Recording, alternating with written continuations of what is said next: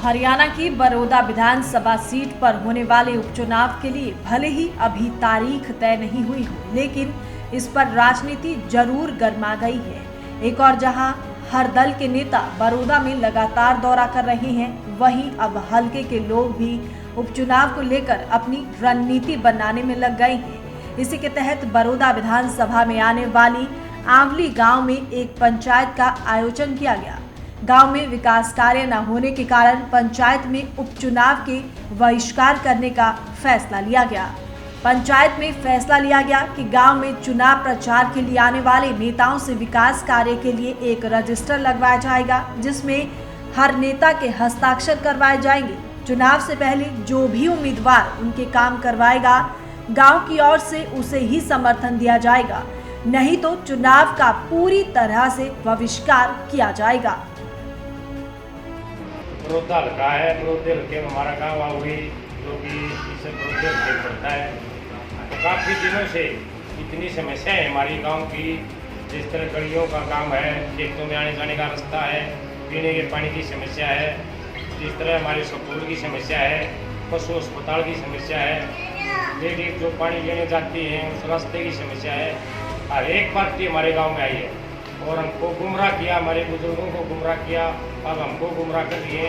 अब आपके काम सारे होंगे विकास के कार्य, लेकिन एक भी काम आज तक हमारे गांव में विकास का नहीं रहा। अब आप देख सकते हो जाकर हमारे गांव की महिलाएं हैं, हमारी बेटियां हैं, हमारी माताएं बहनें हैं, जो पानी लेने जाती हैं वो गुड्डा पानी में पानी लेने जाए नलका है। यहाँ पूरे गाँव की सप्लाई, जो सप्लाई का पानी आता है वो इतना गंदा है, हमारे स्वास्थ्य के लिए खिलवाड़ कर रही है सरकार।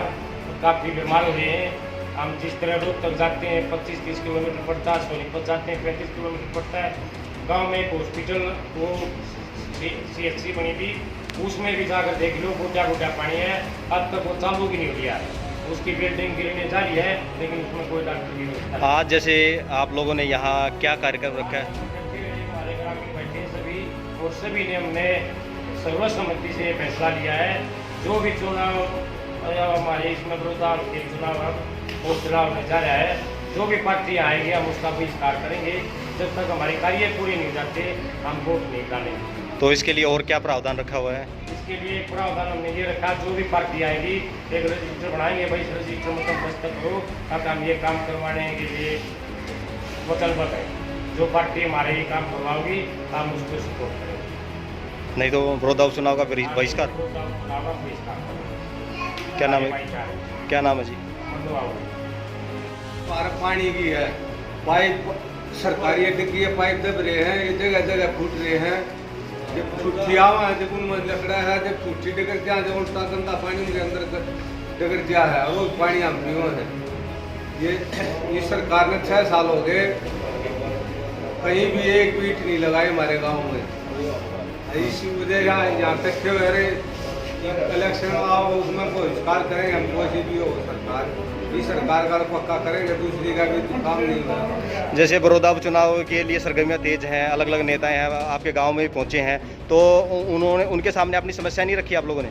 समस्या तो हम शुरू से ही रख रहे हैं, जो भी यहाँ आपका पहले भी आप आश्वासन देकर डगर क्या है, काम एक नहीं करते।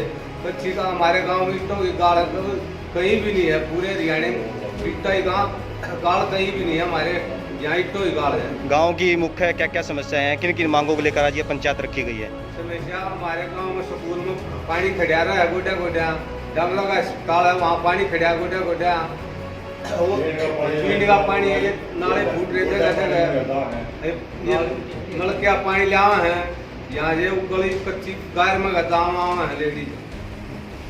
तो आगे अभी आज यहाँ क्या डिसीजन लिया गया है कि भाई किस प्रकार से आने वाले जो नेता हैं उनसे उनके सामने किस प्रकार अपनी समस्या रखेंगे और कैसे क्या उनके मांग? अगर ये काम होगा तो नहीं तो हम बहिष्कार करेंगे इलेक्शन का, बड़ौदा उपचुनाव का। हाँ, होगा बहिष्कार करेंगे। क्या नाम आपका? राजेश। गांव के लोगों की माने तो हल्की बारिश में भी उनके गांव के चारों ओर पानी जम जाता है। गंदे पानी से निकलकर महिलाओं को दूर दराज से पानी ढोना पड़ता है, क्योंकि गांव में पीने के पानी के भी इंतजाम आज तक नहीं हो पाए हैं। गांव की PSC और स्कूल में भी पानी भरा रहता है। दूसरी बात, हमारे गांव में पानी की निकासी नहीं है। अभी क्या है, नॉर्मल बारिश हो रही है, उससे क्या है, सारे गांव का पानी ब्लॉक हो गया और गांव की गलियों में पानी बढ़ गया है। पानी की निकासी नहीं है, जबकि हमारे साथ में 8 नंबर ट्रेन लगती है, तो हमारे गांव में तो इतनी बढ़िया सुविधा है। अगर सीवर लाइन एरिया बढ़िया नाले बनाए जाएँ तो क्या है, सारा गाँव का पानी 8 नंबर ट्रेन में उतर जाए। और अभी क्या है, वो समस्या इतनी बड़ी हुई है, सारे गांव के चारों तरफ पानी भरा हुआ है, लोगों के जो है बड़ी दिक्कत हो रही है। तो ये सबसे पहले क्या, गांव में पानी की निकासी का होना चाहिए और गांव में जो गलियां हैं जिनका विकास होना चाहिए। बाकी ये जो भाई ने बताया है, तो आगे जो इलेक्शन जो आएगा, ये इलेक्शन में हम यही अपनी रखेंगे, जो भी भाई आएगा उससे कहेंगे, एक रजिस्टर खोलेंगे गाँव की तरफ से, अगर भैया ये हमारे काम करोगे, अगर नहीं करेंगे तो हम क्या है वही उनका बहिष्कार करेंगे। क्यों, कोई भी काम हमारे गांव में नहीं हो रहा। तो सबसे बड़ी चीज़ तो क्या है, पानी की निकासी नहीं है गांव में।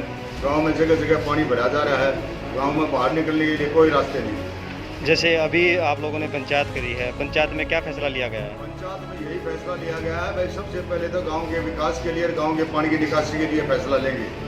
भाई हमारे गाँव के जो पानी की निकासी होनी चाहिए, जो तकरीबन क्या है, नॉर्मल बारिश होने से भी गांव के चारों तरफ पानी भर जाता है।